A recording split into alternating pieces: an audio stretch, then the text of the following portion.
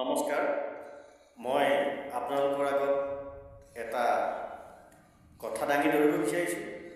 আজিকালি ৰাজ্যবিলাকত, দেশবিলাকত যিবিলাক ঘটনা ঘটি আছে, ছোৱালী বোৱাৰী আদিক লৈ পেলাই এজনক এৰি আন এজনলৈ পলাই যোৱাটো, ঠিক তেনেকুৱা ধৰণৰ বিষয়ত মই নিজে এটা গীত বনাইছোঁ আৰু সেই সুৰতে মই দুটা গীত লিখি হৈছে।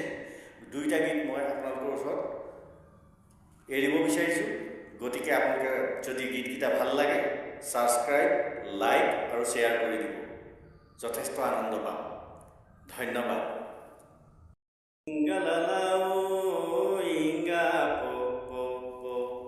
কুল্লু মনালি হেই কুল্লু মনালি জিংগালালা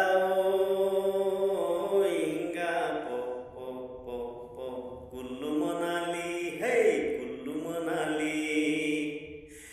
আজিকালি বোৱাৰীবোৰৰ ৰঙা ৰঙা গাল, এটা নহয় দুটা নহয় 20টাৰ লগত ভাল।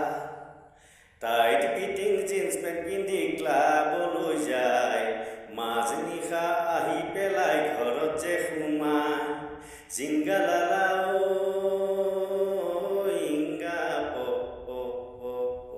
কুল্লু মনালি ঐ কুল্লু মনালি।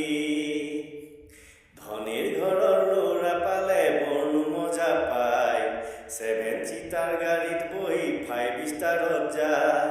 ফেচবুকতো কথা পাতি বৰনো ভাল পায়।